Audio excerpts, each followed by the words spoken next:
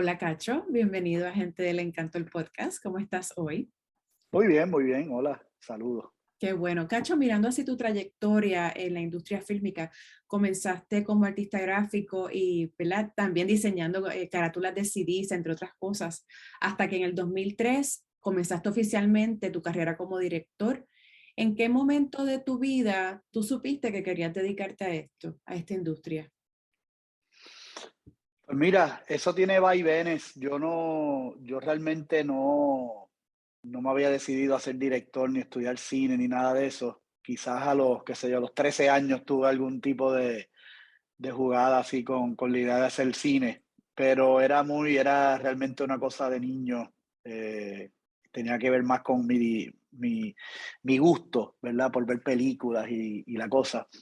Y mucho antes de eso, mi papá trabajó en una casa productora. Mi papá era economista Ah, y trabajó en el asunto de la parte del negocio de de esta casa productora que se llamaba antes Sandino Films, que luego se ujú. convirtió en Saga Films. Este, y, y entonces esos fueron mis primeros pasos por un set, ¿no? Pero eso no tuvo nada que ver con que yo me convirtiera en director después, ¿no? Realmente a mí me lleva a una casa productora mi diseño gráfico, porque una casa productora quería que yo le hiciera el logo nuevo Ajá, a su empresa, ¿verdad? Paradiso Films se llamaba. ajá, Paradiso, me acuerdo. Sí. Entonces, pues nada, yo fui a dar el servicio, ¿verdad? Y el productor ejecutivo de la casa productora ve mi trabajo de estudiante, básicamente era trabajo de estudiante, y ya yo llevaba un año en Puerto Rico, había estado haciendo esas portadas de discos de cultura profética, de super aquello, de otras cosas, y estaba haciendo esta revista que se llamaba Noctámbulo, Me una acuerdo también. revista, exacto, Sí. y esa revistita, pues yo la cogí un año después de fundada y la rediseñé, ¿verdad? Y como esa revista se manejaba y se movía mucho por las agencias de publicidad y la cosa, ¿no? Pues nada, cuando llego a Paradiso y enseño mi trabajo y ven que yo soy el que diseñó la revista en ese momento, el productor ejecutivo me dice, te voy a hacer director, ¿verdad? Y Wow. yo como que, ok, y claro, no empecé como director, eso no, uno no empieza por corte, ¿verdad? Al otro día en eso. Él tenía una empresa también de diseño interactivo, de páginas de internet, de CD-ROMs, todo lo que tuviera que ver con interacción digital, ¿verdad? Es gráfica. Ujú. Y yo venía de estudiar eso también, o sea, parte de lo que estudié en Estados Unidos fue esa parte digital que nacía, ¿verdad? Y que se estaba quedando con la industria, Exacto. digamos. Y entonces empecé ahí, estuve un rato como director creativo de esa parte de la empresa, y cuando surgió la primera oportunidad de hacer un comercial, que realmente fue para el 2002, pues ahí empecé. Y empecé haciendo comerciales hasta que pude hacer mi primer video musical a finales de 2002, empezando el 2003. ¿Te acuerdas de ese primer comercial que hiciste? ¿De qué era? Claro, claro, cómo olvidarlo. Lo primero fue una campaña de 3 comerciales para Alianza para un Puerto Rico sin drogas, ¿verdad? Que era, Ajá, claro, era un PSA, o sea, un servicio público, ajá. y es la mejor manera de empezar, por lo menos en mi caso son proyectos que llegan a la casa productora de parte de una agencia de publicidad, pero que no tienen presupuesto, que la Exacto. casa productora tiene que poner el trabajo pro bono. Y en ese caso, pues es una manera no quiero decir fácil, pero es la manera más Tal vez como tradicional, digamos. orgánica, ¿no? De comenzar. Sí, Ujú. sí, es bien tradicional que pues hay nuevos talentos y llega un servicio público, pues dale, Ajá. brega ahí, ¿no? Mano, y fue bien chévere, recuerdo que era una campaña anti-éxtasis, ¿verdad? Llegaba el Wow. éxtasis, Sí. o ya no llegaba, realmente ya estaba por ahí corriendo, y entonces la Alianza para un Puerto Rico sin drogas, pues decide hacer una campaña anti-éxtasis, ¿no? Y me tocaron a mí 3 piezas de 5, eran 5. Otros directores del momento, ¿verdad? Nuevos en aquel momento también empezamos ahí, empezaron conmigo, pero a mí me tocaron 3, que eran los 3 más simples, ¿verdad? Eran 3 piezas, básicamente un plano o 2 o 3, o sea, bien pequeño, no era una producción así ni muy narrativa, ni muy grande, pero estaba chévere porque era gráfica y tenía una parte tipográfica, que entonces juntaba mi asunto del diseño gráfico con el audiovisual. Y fue bien chévere, o sea, eso me abrió las puertas con esa agencia con la que, ¿sabes? Trajo esas Claro. piezas y de ahí empecé a hacer comerciales poco a poco, uno detrás de otro, que entonces me llevaron a otras agencias y así las cosas crecieron un poco. ¿Y el primer video musical que hiciste, cuál fue? Uf, eso sí que lo recuerdo como si fuera hoy. El primer video musical que hice fue para Tego Calderón, se llama El Abayar de Ajá. Gracias, ¿verdad? Porque son 2 canciones. Y fue quizás todavía el día de hoy uno de los proyectos que más llevo en el corazón, digamos, porque primero porque Tego nacía ese fenómeno, nacía esa voz tan importante, ¿verdad? En el asunto también del hip hop, en ese Claro. caso que eran 2 canciones de hip hop, no era reggaetón. Pero nada, yo fui bailarín de hip hop, viví en California de chamaquito desde los 8 años que nacía el hip hop Ajá. a principios de los 80, esto te estoy hablando. Y entonces yo llegué a Puerto Rico ya con esta cosa Claro. ya como que adentro, ¿no? Ya bailaba breakdance y de ahí me hago bailarín, empiezo a estudiar jazz, ballet, bailé otras cosas pero siempre con esa vena urbana, digamos, como se le llamó después, Ajá. y, y de alguna manera, pues siempre tenía ese gusto por el rap y sobre todo en español, cuando nació Claro. Vico Sí, cuando salió toda esa cosa. Y también venía de una carrera de productor. Yo produje muchos eventos en discotecas, Ajá. en pubs, en cosas así, en Ajá. Hard Rock Café, qué sé yo, Ajá. cosas musicales, de rock, de reggae, pero también cuando empiezan a hacer el underground en Puerto Rico, empiezo a trabajar con un grupo que se llamaba el Mansion Crew de Carolina, Me haciendo acuerdo. fiestas, Claro. eso es clásico, haciendo fiestas en Ponce, y hicimos una bien grande en San Juan, eso a Ahí mediados, era el principios, Fashion Crew, era mediados de los 90, parte Alberto Stiley y de correcto. esos chicos Michael y Manuel. Michael y Manuel, Alberto Style, Chesina, estaba Rey Pirín, Exacto. estaba Llavia, había una Wow, cantidad eso es un flashback ahora brutal. mismo que me acabo de ir en un viaje. Sí, sí, sí. Pues hermano, yo empecé a trabajar con ellos en eventos especiales. Yo trabajé en producción así, discotecas y eso, como te contaba. Y eso me llevó inclusive a correr una discoteca en Puerto Rico junto a varios amigos que se llamaba Egipto, la ¿Me discoteca. acuerdo también? Y con Stanley Pasafaro, nosotros corrimos la parte creativa, por llamarlo de alguna manera, era la parte de producción, de traer los DJs, la gente, los cantantes o lo que sea. Pero tuve esa ala del lado urbano y del lado del nacimiento del reggaetón, ¿no? Estuvimos ahí con eso. Y cuando se me da la oportunidad de dirigir audiovisual, obviamente la música siempre estuvo ahí, como Claro. bailarín, como productor de eventos, como todo eso. Y el video musical, que fue una influencia muy grande. O sea, yo vivía mirando MTV todos los días. Sí, claro. Crecimos con eso. Crecimos ahí con esos Sí, primer cable TV en Puerto Rico, exacto. ¿no? Entonces, pues, mano, cuando se me da la oportunidad, ya yo estoy dirigiendo, estoy haciendo comerciales, hacía cosas que haya. Mi padre en esto se llama Freddy Bellaflores, que en paz descanse, me trae un CD que había escuchado a su hijo escuchando en el baño y me pone a Tego Calderón por primera vez. Y él estaba en su casa, escucha esta música que le encantó y va y le toca la puerta al hijo en el baño y le dice, ¿qué es eso que tú estás escuchando? Y le dice, bueno, se llama Tego, qué sé yo qué. Y él anda para acá y me lo trae y me trae el CD y me dice, Wow. si tú consigues a Tego, le hacemos un video. Y yo como que, párate, ahí rápido Wow. empiezo a pensar en mi etapa de producción Claro. de eventos y empiezo a llamar amigos de eso, de los que me ayudaban en el asunto del underground y del Mansion Crew, qué sé yo qué. Y consigo a este pana que realmente me lo encontré en el Hamburger en San Juan. Y el pana me conecta con Elías, que así me conecta entonces con toda esa bola de nieve que se convirtió en el video de Teo, que fue muy grande para mí. Sí, claro, qué chévere. Y hablando de esos proyectos, ¿cuál tal vez ha sido uno de los proyectos que más has disfrutado hacer? Y por otro lado, ¿cuál ha sido uno de los más difíciles y por qué? Pues mira, yo me he disfrutado mucho la carrera, como le llaman, ¿no? Porque me ha tocado colaborar con gente bien interesante, bien fuerte.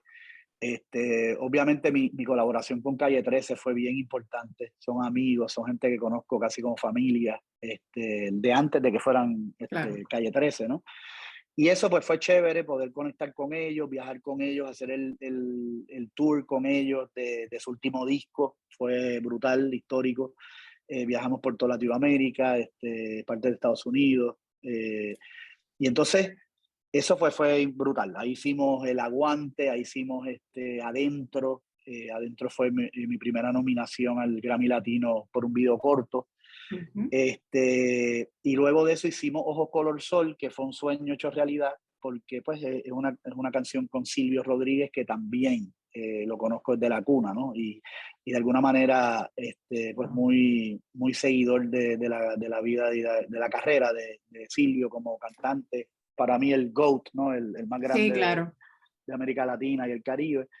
Y entonces hacer ese video, que nada, el otro día hacíamos el chiste de que es el video con Silvio, pero Silvio no sale en el video porque no sale ninguno Exacto. de los dos. Y bueno, pero fue un video bien bonito porque además pues tuve la oportunidad de dirigir a Gael García Bernal, a María Valverde como actores, que eso fue para mí pues un highlight, ¿no? Evidentemente. Y últimamente, pues mi colaboración con Benito, con Calle 13, con Bad Bad Bunny, Bunny. Ujú. pues ha sido bien chévere porque aunque ha sido dos videos musicales y ahora hicimos lo del concierto, pero fue calladita, fue un video que me encantó hacer a nivel estético, a nivel de la de nada, lo que hicimos a nivel con los personajes y la cosa, me gustó mucho visualmente ese video. Y pues esas son como tres etapas, ¿no? El principio, Tego fue súper Claro. importante. Después de eso, Ricky Martin, no lo mencioné, pero fue muy importante para mí hacer esos videos de Ricky Martin, Calle 13 y ahora pues Bad Bunny, que ha sido bien chévere. Muy bien. A tu Me entender, preguntaste otra cosa de lo más difícil. uno de los más difíciles, sí. Si tienes alguno que tú digas, wow, ese proyecto fue bien cuesta arriba, pero pues se logró y quedó chévere, pero así que Ah, te dio un bueno, poquito de dolor de cabeza. bueno, el proyecto más ambicioso, no quiero ser ambicioso, pero tampoco ha sido así el más grande técnicamente y nada, pero un proyecto que fue difícil de filmar fue para Calle 13 también. Fue uno que se llamó Multiviral, que filmamos en Ajá. Palestina. Wow. Fuimos a Palestina, que obviamente es un sitio que no se filman videos musicales, digamos, todos los días, mucho menos como servicio ¿verdad? A un artista como y llegar allí, entrar en una zona de guerra, de conflicto, tener que entonces lidiar con eso, ¿verdad? Porque sí tuvimos que bregar con el asunto del conflicto palestino-israelí, ¿no? Y entonces, pues nada, teníamos que bregar con una casa productora de Israel, pero entonces nosotros exigimos y pedimos que tuviéramos la máxima cantidad de palestinos trabajando en el club. Ahí entró el director de arte, ahí entró pues un montón de gente, ¿no? que nos ayudaron desde producción, todo. Pero era unos tiempos conflictivos. Ese día que filmamos visitaba el vicepresidente de Estados Unidos, entonces habían aviones de guerra corriendo muy bajito Wow. por el territorio palestino. Había unas protestas muy grandes, se oyeron explosiones mientras grabábamos a Residente cantando. Este, y bien loco como nosotros obviamente reaccionábamos con Claro. cierto nerviosismo a la situación, pero los de allí nos decían, no, tranquilo, eso pasa todos los días. Eso te iba a preguntar, ¿en algún momento se sintieron, verdad, que sus vidas corrían peligro? No tanto, yo no diría vida corriendo peligro, yo no sentí por lo menos mi vida corriendo peligro, pero sí hubo una explosión en un momento que Residente estaba haciendo un performance y él paró y dijo, como que espérate, no, tenemos que salir corriendo, ¿no? Eso, Y los tipos, y la gente allí, no, ya eso tranquilo, es, ellos están acostumbrados entonces. eso pasa todos los días, no sé qué. Hubo un conflicto en nos botaron, el ejército israelí nos sacó de un location donde queríamos filmar un momento muy importante del video, donde un niño camina frente a unos soldados israelíes. Obviamente eran actores palestinos vestidos de soldados israelíes, entonces nos botaron de un sitio y tuvimos que resolver. Eso fue quizás el dolor de cabeza más grande, fue Sí, tener que improvisar un location que no teníamos, ¿verdad? Para nada claro. en plan. Pero además, cuando pones a gente vestida de soldados israelíes en un barrio palestino, se puede formar en Claro, grande. Y allí pues pasó unos palestinos y empezaron a gritarle a estos soldados uy, pensando que eran que soldados eran israelíes soldados, claro, no sabían que eran actores. que estaban haciendo un bloqueo en medio de este barrio palestino, ¿no? Pero nada, se le explicó, allí fueron los de producción y le explicaron el asunto Wow, qué a los muchachos experiencia. sí, estaban enojados, digamos. Sí, Pero se sí, calmó todo y pudimos hacerlo y para mí uno de los videos también más especiales por eso que te claro, cuento. claro. Cacho, a tu entender, ¿cómo ha cambiado la industria desde que tú comenzaste hasta, ¿verdad?, el día de hoy? Bueno, ha cambiado muchísimo, radicalmente, sobre todo por los cambios en la tecnología. Te diría que es el cambio quizás más notable, ¿verdad? Yo cuando empecé en esto todo se filmaba en películas, Ujú. 35 milímetros, 16. Y de un punto para acá hubo un cambio en Puerto Rico radical, o sea, fue de un día para otro casi que empezó a filmar en digital, ¿verdad? Cuando nacieron las cámaras Red y luego la Arri Alexa, que son las grandes cámaras de cine digital, ¿no? Ujú, Y eso fue quizás fue un cambio muy grande. Ese cambio trae también unos cambios en cómo funciona la industria a otros niveles, ¿verdad? Por ejemplo, para cuando yo entré en la industria era muy difícil entrar, por lo mismo de que no todo el mundo podía estar filmando con 35 milímetros por ahí, ¿no? claro.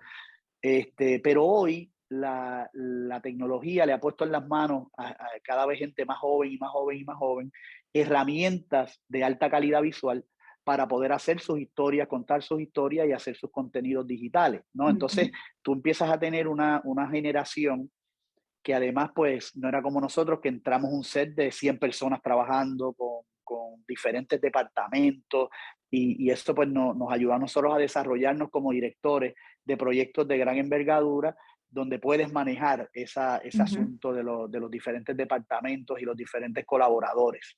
Ahora tú tienes gente y una generación que hace todo ello, que hacen la fotografía, que hacen la edición, que hacen el color grading, que hacen el todo, la dirección, el vestuario, la producción, o sea que de sí, momento tiene una generación diferente con unas cualidades muy especiales, ¿verdad? Porque de momento tú tienes mujeres y hombres que hacen maravillas con una camarita y solo, básicamente. Claro está, eso tiene unos retos, ¿verdad? Porque cuando gente con ese talento llega a la posibilidad y a la oportunidad de hacer cosas más grandes, cosas donde sí tienes que saltar a esa colaboración, pues se las hace difícil esa colaboración porque no están acostumbrados, ¿no? Lo hacen claro, todo, entonces todo ello. es difícil soltar las riendas de ciertas Sí, cosas. sí. Cuando entonces es eso, hay un balance ahí interesante y yo que para mí eso es uno de los cambios más radicales. Se han abierto, las puertas se han abierto más a una generación más joven de entrar y demostrar sus capacidades como contadores de historias, como artistas visuales, digamos. Claro, Y eso era, pues antes era mucho más difícil. muy bien. Para los que no conozcan, ¿verdad? Zapatero Films, la compañía de la que eres codueño junto a tu esposa, la productora Tristana Robles. Háblanos un poco de qué se trata, ¿verdad? Y qué servicios son los que ofrecen. Claro que sí, mira, pues Zapatero cumplió este año 10 años. Es una empresa que Tristana, mi esposa y colaboradora desde el primer proyecto, ¿no? Montamos, luego de que nos surgió esa necesidad, ¿verdad? Yo trabajé como empleado de Paradiso Films primero, después de eso trabajé freelance, trabajé mucho, empecé a trabajar en Latinoamérica, sobre todo en la República Dominicana, haciendo comerciales sin número, decenas. Y entonces, en un momento dado, Freddy Bellaflores, quien te conté ahorita, Sí. que me trajo a Tego Calderón por primera vez, que también era empleado de Paradiso Films, me ofrece la idea de montar algo juntos, ¿no? Y montamos Ujú, lo que se llamó la Plaza Films, que la tuvimos, duró 5 años, pero muy chéveres, años donde trabajamos en un sinnúmero de cosas. Este, y entonces, a los 5 años, a mí me ofrecen la posición de director creativo de una agencia de publicidad, que entonces acepté, ¿verdad? Porque de momento buscando un cambio, no sé, buscando algo claro. diferente, traté eso, ¿verdad? Pero entonces me di cuenta de que lo mío era lo otro. Lo mío era estar en ese set, lo mío era contar historias desde el lado de la producción audiovisual. Y por eso se llama Zapatero nuestra empresa, ¿verdad? Pues zapatero a sus zapatos, un poco. De ahí sale. Ajá. Y así empezamos a jugar con ese nombre, Tristana y yo, Zapatero a sus Ajá. zapatos, y de ahí es que sale la casa productora con un proyecto que nos da unos amigos dominicanos que se llaman Moda Foca, que tenían de cliente en ese momento a Coca-Cola, y nos dan un proyecto para ir a Buenos Aires a hacer un documental sobre un animador muy interesante venezolano que vive en Buenos Aires y que hicieron un proyecto bien, bien bonito, donde le enviaban a, qué sé yo, algo así como 500 personas una camisa con un diseño que cuando, ¿verdad? Y le decían a todo el mundo, tírate una foto de la camisa con estas cualidades, ¿verdad? Con esta composición, y Ujú. luego juntaban todas las fotos y la camisa se animaba. Tú veías una animación ocurriendo en la camisa, porque Oh, claro, wow. cada camisa era un frame Ajá.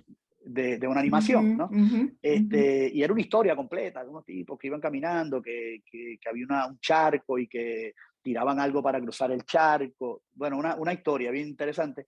Y de ahí empezamos con ese proyecto en Buenos Aires, y no ha parado desde ahí. O sea, desde ahí para abajo empezamos entonces seguimos ahí, hicimos los especiales del Banco Popular que nos tocó hacer, hecho con Ajá. sabor a Puerto Rico y música en tiempo, que también esas sí fueron nuestras primeras 2 nominaciones al Grammy Latino, eso en Ujú. versión larga.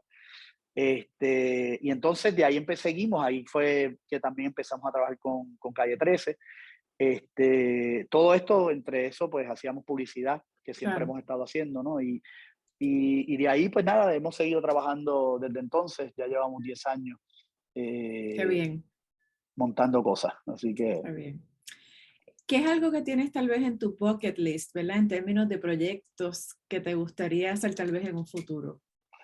ahora mismo lo más importante para mí es desarrollar mi llegada al cine, al largometraje, ¿no? Ajá. Ya tenemos un first draft de un guión que estamos trabajando para empezar entonces a buscar el financiamiento y poder hacerlo.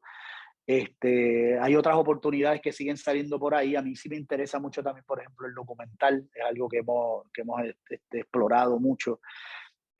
Ahora hicimos este año, publicamos el documental de Juanes que hicimos sobre su última producción, Origen. Ajá. Pero hemos hecho, pues, qué sé yo, los especiales del banco realmente son documentales al final del camino, Claro.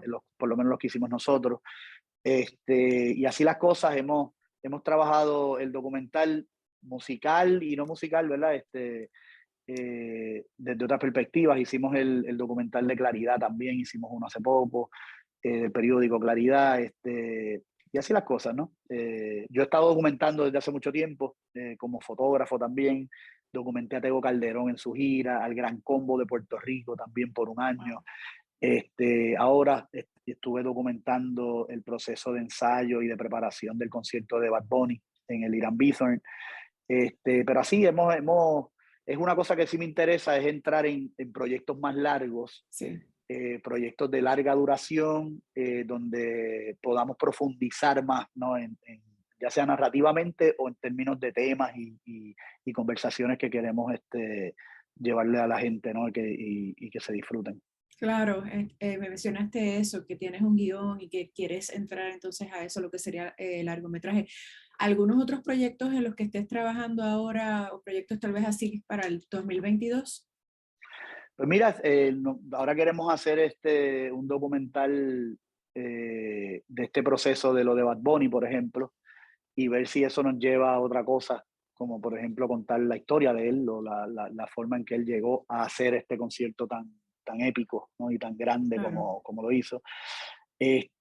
Básicamente son proyectos que tenemos ahí y los otros son los proyectos, pues pues, realmente el cine se lleva todo tu tiempo y en ese Sí, sentido quiero seguir desarrollando hasta lo máximo que podamos ese guión que ya terminamos este año Y ahora surge otra oportunidad también para otro largometraje, ya de otra manera, ¿no? Es más como un proceso con unos productores de Los Ángeles que quieren que los ayudemos a desarrollar una historia que sí, pues está centrada en un personaje puertorriqueño que se muda a Estados Unidos, y tiene que ver con la música también, o sea que ahí llegamos por esa esquina y nos interesa evidentemente pues desarrollar ese proyecto que es posible que se convierta en la primera película que hacemos antes de Ay, qué de la que chévere, escribimos este año. Sí. qué chévere. Pues Cacho, a menos que tengas algo más que quieras añadir, si no, vamos a pasar a Ñapita, que es una sección de preguntas cortitas que se le hacen a todos los entrevistados. Dale, claro que sí. La primera es, si tuvieras que regalarle un libro o un disco a todos tus seres queridos, ¿cuál sería? Mm. Fíjate, un libro que yo llevo siempre muy cerca porque me lo regaló mi papá hace mucho tiempo, fue 12 cuentos peregrinos de García Márquez.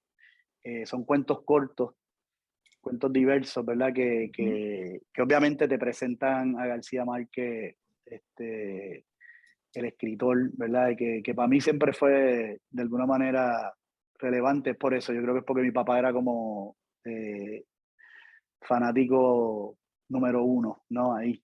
Y mi abuelo fue amigo de él. Y nada, Ah, qué hay bien. historias con García Márquez ahí bastante cercanas y bueno, y leerlo a él siempre ha sido como una cosa Claro. mágica, ¿no? Y entonces me preguntabas un disco, O un disco, si quieres mencionar un disco, era un libro o un disco. ya. Bueno, los discos son muchos. Este, Déjame pensar en alguno así que sea fundamental. Bueno, fíjate, esto es un disco, y no es latinoamericano, pero es el Led Zeppelin 4. No sé Uf, sí, yo soy si aquí las daba ese. fanática. Sí. Sí, no, pues para mí ese disco todavía lo pongo casi a diario, Sí, acá ¿verdad? Ese es también. el de Stairway to Heaven, The Battle of Evermore, qué sé yo, Rock and Roll.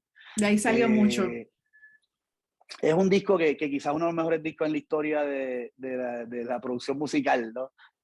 Por la calidad de cada canción, ¿verdad? Y bueno, y Claro. Robert Plant y Jimmy Page estaban en su peak. Ujú.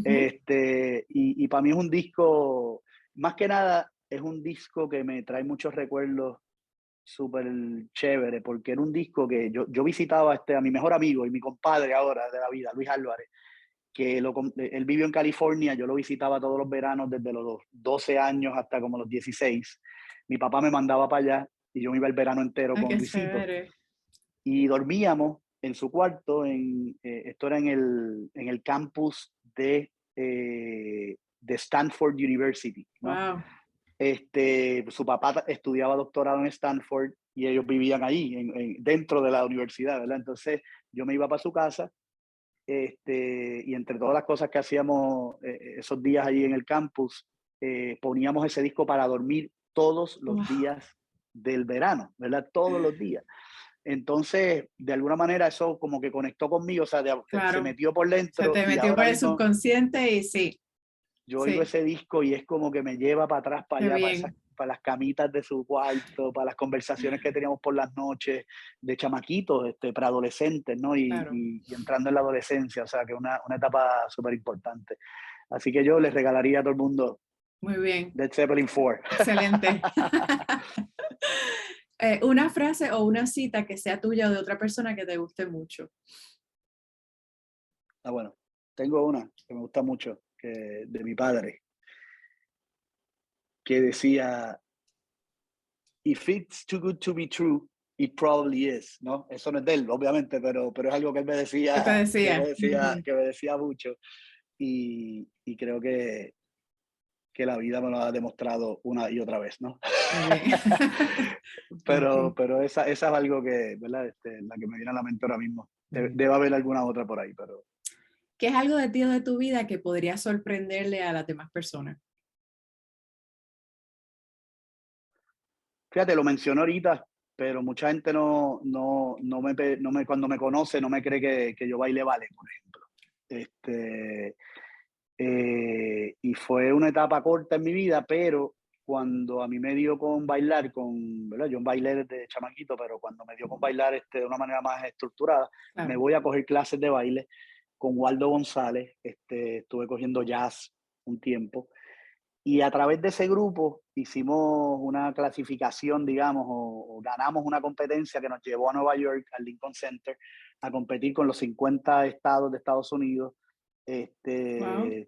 Cada estado, ¿verdad? Cada, qué sé yo, cada jurisdicción llevaba su grupo de baile y nosotros fuimos para allá. Conocí a mucha gente que todavía son mis grandes amigos, ¿verdad? En ese grupo.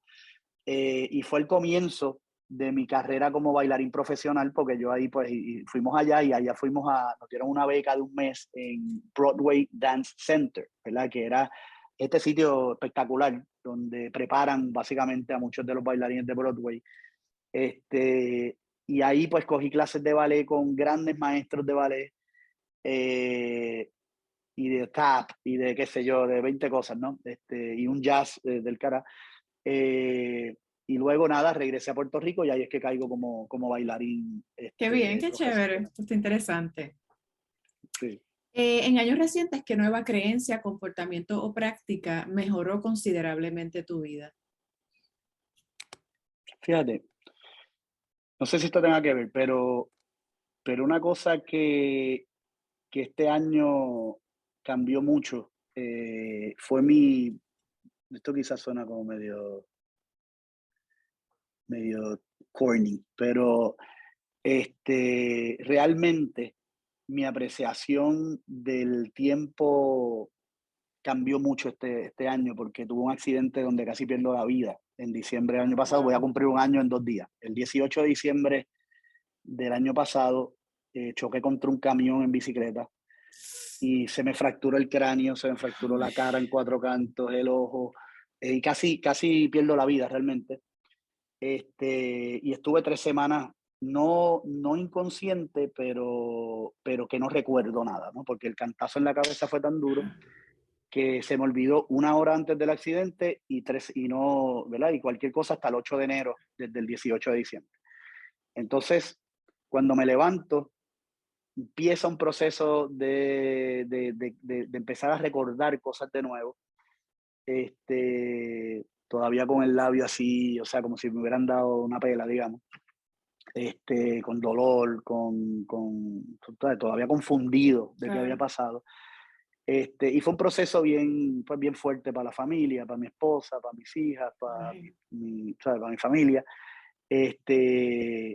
Y la verdad es que, y tengo que decir que, o sea, real, cuando salí de ese proceso, uno sale con una apreciación diferente de las cosas que hace, de lo que es perder el tiempo no, hay como toda una, creo yo, por lo menos personalmente pienso que hay un entendido diferente Claro. y apreciación por la vida muy distinta a lo que quizás Me puedo tenía antes. imaginar.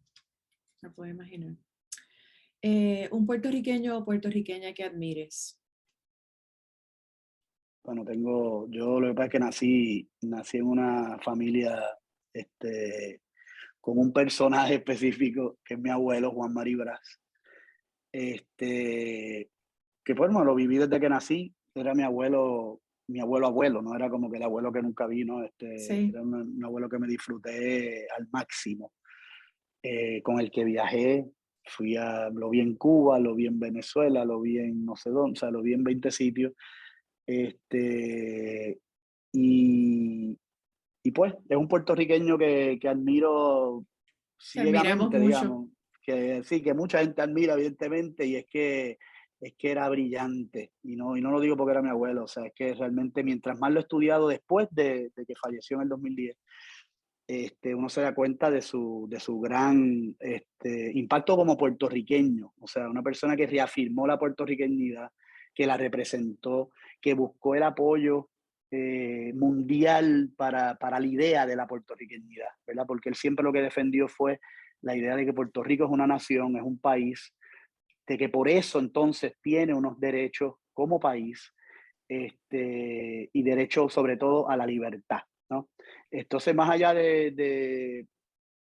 cualquier otra cosa, ¿no? Yo creo que como puertorriqueño, y si cuando me hablan de puertorriqueño, para mí siempre llega él primero, Claro, claro. porque fue el que nos enseñó como familia a apreciar y amar la puertorriqueñidad como un valor y como una cualidad, ¿verdad? Innegable, pero además muy importante. Como decía el Bisu, la puertorriqueñidad es una idea que se proyecta al futuro y se proyecta al infinito, ¿verdad?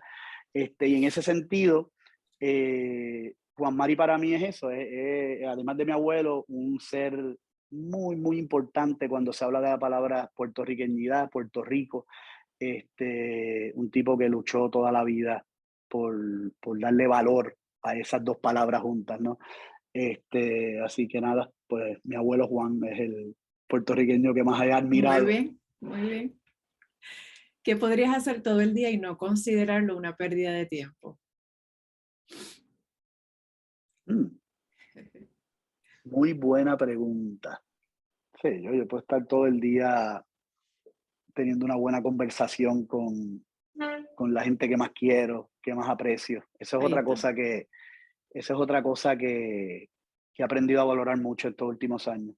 Después de perder a papi, a mi mejor amigo en los últimos años, ¿no? De momento uno se da cuenta de lo valioso que es la gente que te Claro. apoya, que te quiere, tú sabes, que te aconseja, no sabes, que le da valor a tu vida, que le da razón de ser a esta cosa Sí, esas misteriosa. conexiones realmente son las más importantes que cualquier Sí, otra cosa. Yo creo que durante la pandemia eso es algo que aprendimos y nos dimos cuenta, las conexiones, los abrazos, las conversaciones. totalmente, totalmente. Quizás tiene mucho que ver con eso, pero además, pues nada, si lo sumas a esas dos pérdidas grandes Claro, que tuve desde el 2019 para acá, y las dos fueron el 2019,